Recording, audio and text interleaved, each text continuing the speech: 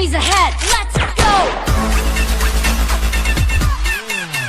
Let's go! One of the many confusing aspects of buying a new TV for enjoying your Netflix show or buying a new monitor for gaming is trying to understand the technical specifications that the manufacturers tell us. Among all the technical specifications, one of the most common is the refresh rate of the TV or monitor. There are monitors available from 30 to 300 Hz of refresh rate. So, which is the best refresh rate for a TV and which is best for a monitor? You may think the bigger the number is, it would be better, right? Well, that's not the case all the time. In this video, let's try to understand the different refresh rates and let's get some answers for the most common question. So without wasting any more time, let's get started.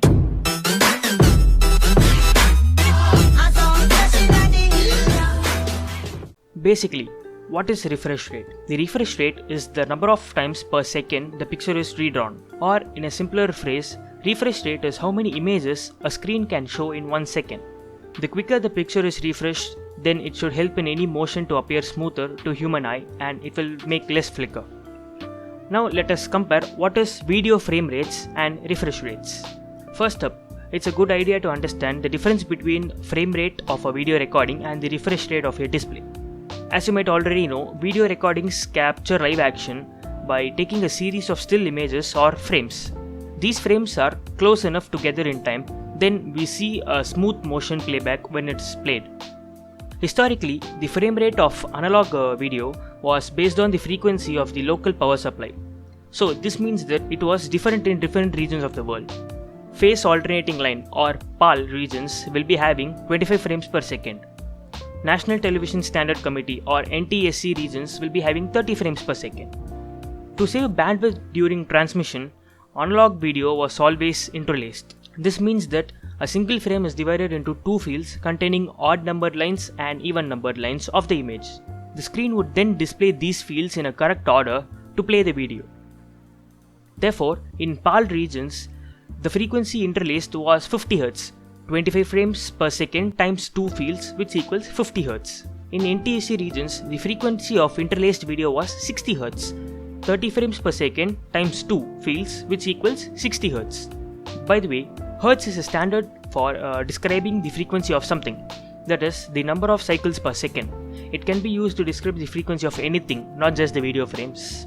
So that's what video frames is. Now let's see about our refresh rates on our monitor. Well, due to the standard video frame rates that we have just discussed, TVs were designed with a refresh rate to match the frequency of the video transmission. So TVs in PAL regions had 50 Hz refresh rate and TVs in NTSC region had 60 Hz refresh rate. Now, these frame rates were developed for analog systems.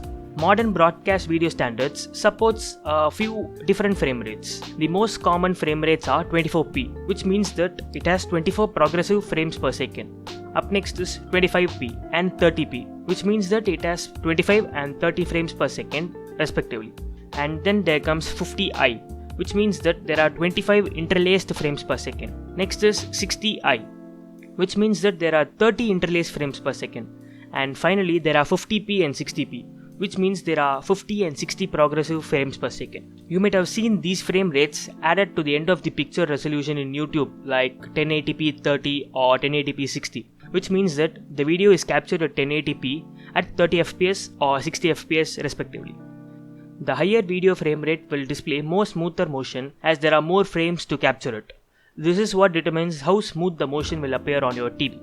Now let's talk about the refresh rates of modern flat screen LED and OLED TVs. So now we know that the standard refresh rate of a monitor is 50 or 60 Hz. But why do we see so many different refresh rates other than 50 and 60? As of 2020, the maximum refresh rate for a TV is 120 Hz and for a monitor is 360 Hz, which means that the screen can display 120 and 360 images every second. So if 60 Hz is standard for a TV, and there are TV with higher refresh rates such as 120 Hz, what's the big deal? Let us see the difference between 60 and 120 Hz in TVs. As we discussed in the starting of the video, is higher number any better? The obvious conclusion is that a TV with a 120 Hz refresh rate will display a smoother image. However, it's not as simple as that. Also, we need to consider the frequency of the content that is going to be displayed on your TV, and we know that frame rate and refresh rates are not the same. For example, if you take a video which is recorded at 60 fps and if the video is played on a 120Hz TV, then each frame would be repeated twice to match the refresh rate of the TV. If the video is recorded at 30 frames per second, then each frame would be repeated 4 times as the total matches the refresh rate of the monitor. However, this makes no difference on how the video looks in standard 60Hz TV and 120Hz TV. So, does this mean there is no point in buying a TV with higher refresh rate? Well, it's up to the user. Let us talk about the benefits of having a higher refresh rate TV. Some video content and games are meant to be played and viewed in higher frame rates. Therefore, the TV can display them as intended. However, the standard HDMI inputs in your TV are locked to 60 Hz. We have already posted a video on different cable types and its benefits. If you have not watched it already, please watch it with the link in the description below or by pressing the icon at the top. For a one-liner, the new HDMI 2.1 supports 4K and 8K content at 120 Hz. The second major benefit is that movies are made at 24 Hz. In some instances, they can look better on a 120 Hz display. This is because each frame can be repeated 5 times to mirror the TV's refresh rate. But on a standard 60Hz monitor, that's not the case. If the 24 frames are doubled, we will get only 48 frames.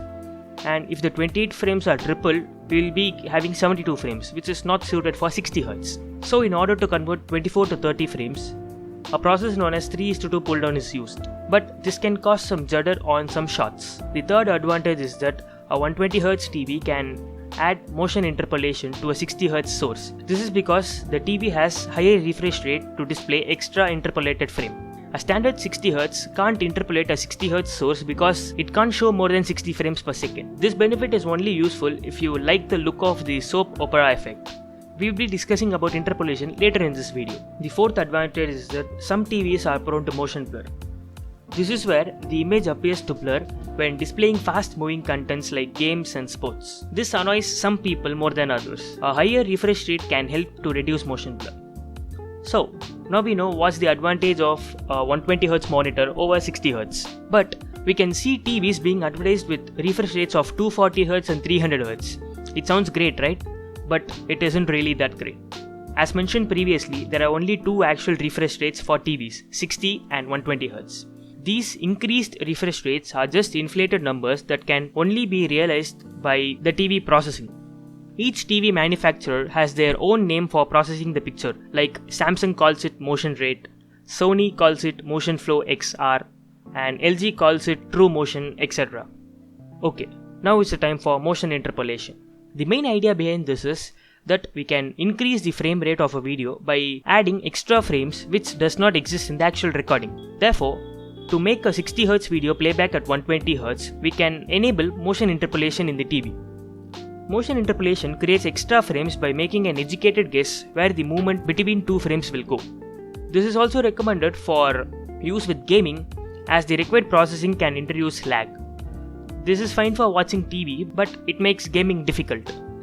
There are some other techniques for improving motion called as blacklight scanning and black frame insertion. They are not directly connected to the refresh rate of the TV, but they can be more effective on a TV with higher than 120Hz.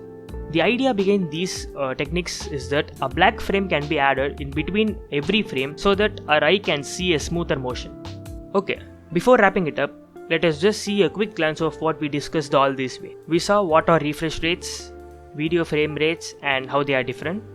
We discussed standard refresh rates and the refresh rate that modern TVs support.